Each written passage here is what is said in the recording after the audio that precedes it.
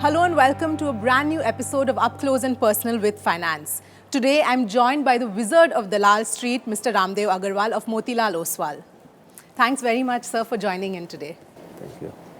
So let me start by asking you, let's talk about the pillars of value investing, as you've called it, QGLP, quality, growth, longevity and price. So let's talk briefly about, what those pillars really mean and how should an investor use those pillars in making the right choices.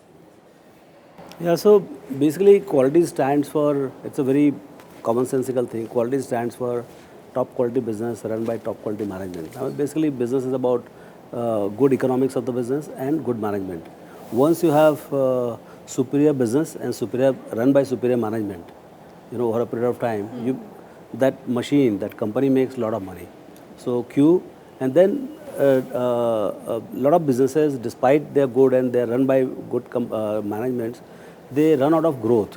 So if something has become very large, I mean, we have seen every 10 years the top company gets toppled and the new one becomes top. So a Century Textile was a top in 92, 93. Then at some point of time Reliance was top, then ONGC was the top, then HLL was top, now TCS is the top. So the top company also gets toppled because the growth, somebody else starts growing faster. Right. So the companies remain great, but the growth rates come down. So you need quality and growth should be live. Right. Quality and growth, and then longevity growth. I mean, if it is end of the, say, only 12 months is left of the growth, or if a company has started just about growing and there are 10 more or 20 more years of growth ahead, so how much growth is left? Once these three things come together, then you have to do your numbers. Correct. That, say, today something is earning 100 crores and return on equity is, say, 50%, and growing at the rate of 25-30% or maybe 50%, and it can grow at this pace for, say, next 5 years. Right. So how much money the company is going to make? Okay. So if by chance this company is going to make, say 5,000 crores Right. in next 5 years, and the company might be actually available for just about 5,000 crores, then the money which is to be made after 5 years, that's all free. Correct. So clearly, I mean, you are buying at reasonable price, but the same 5,000 crore company by chance is available for, say, 25,000 crore for some reason. In that case, of course, it's a no-no. Or it is quite possible that kind of company could be available for just about 1,000 crores. Right. Then it's a multi-bagger. So whenever you talk about value investing, the focus tends to be on how to pick the right stocks. But just as important, if not more, is when to sell. Yes. Because very often we see a lot of investors buying the potential multi-baggers only to sell them too early. How should one sort of manage sell this? them too early or too late also, Too late, exactly. Yeah, exactly. you fall in love and maybe multiple years you sit excess. Correct. So there is no set formula, but if you have bought it right, good stock at a reasonable price, so you have achieved 80-90% of the investing game, because then you are going to win. Right. Now, how big a win? I mean, you must maximize your win. Yes. Now, for that, I think what is important is to, I mean, be continuously watching that same components QGLP. I mean, wherever the Q goes down, or you're saying the Q is going down, competition is increasing, regulations are changing, or growth is going down for some reason, or economy is slowing down, or longevity of growth, I mean, some other substitute is coming up. So once those things are visible, then you must start trimming. I think as the conviction levels keep coming down, because newer stocks are also coming in the portfolio, so it's all relative. Okay. So if you have a brand new stock which is doing extremely well, and you have a lot of growth ahead and all, then you can start trimming here.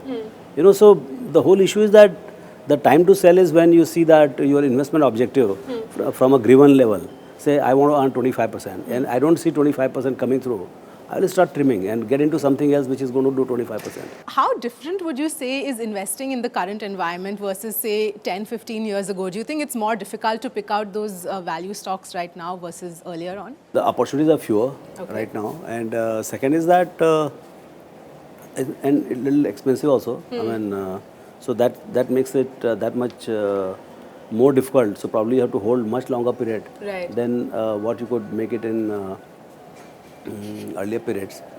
But process is same. I mean, process. In fact, a lot more data is there. Con calls are there. Quarterlies are there. Quality of reporting has become much better.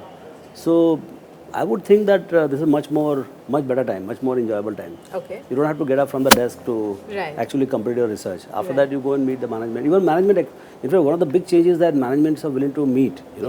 Corporate access has become much better, much more professional. And they also have IR teams. They are also ready to engage with you. Institutionalization of the market has happened. Right. So it's fun. Right. So actually that brings me to the next question, which in fact you also spoke about in your blog recently, is, this whole information overload that we're in. In fact, many years ago, even Warren Buffett moved from, New York to Omaha to get away from the noise. How does one really sift through all that? Because since then, even the information overload has become, That's a big problem. That's a big problem because there are two types of information overload. One is that just kachara, like unimportant things coming. So that you can say that, okay, this is not related to me, I don't care a damn. Now, within important, there are knowable and not knowable.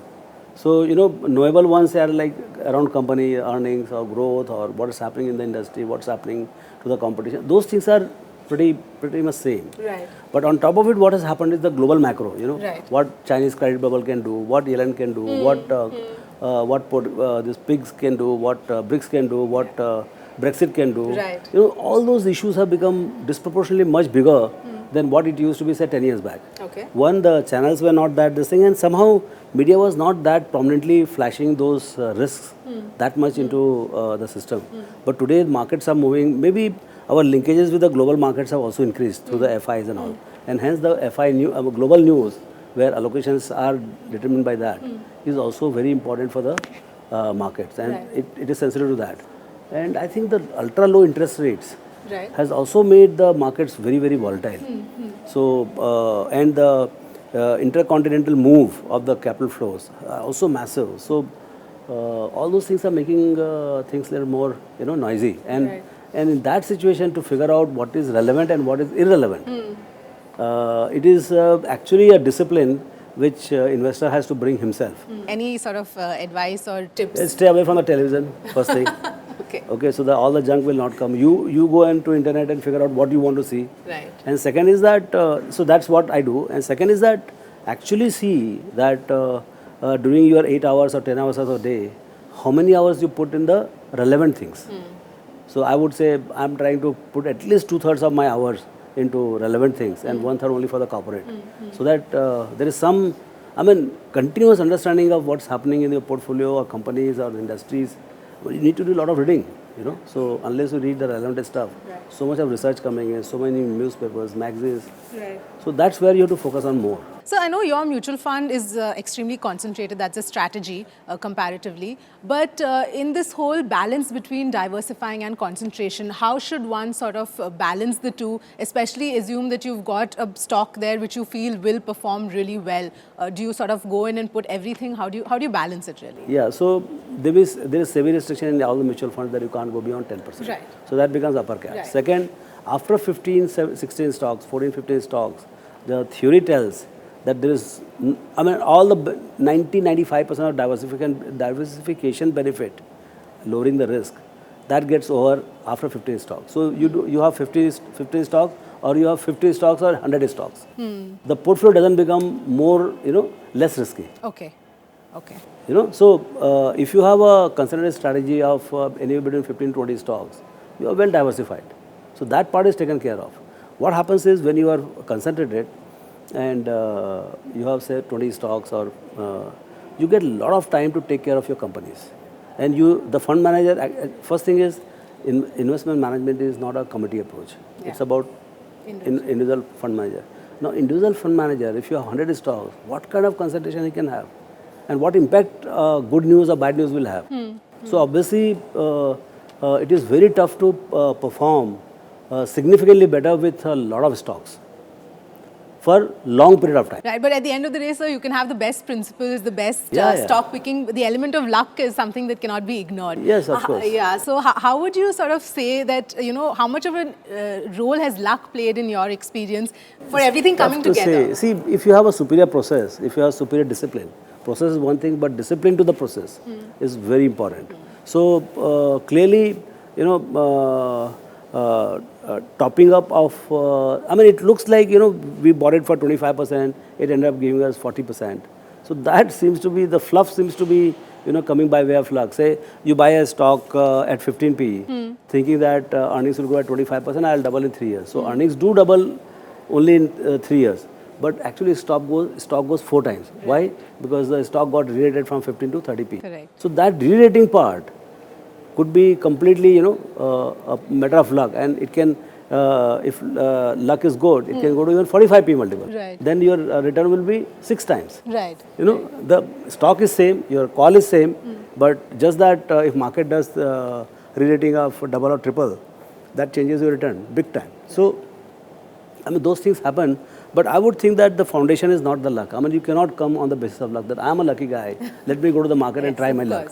It cannot work like that. You have to have a wonderful process, stick to the discipline, and for the prepared, God will always help you. If you help yourself, God will help you.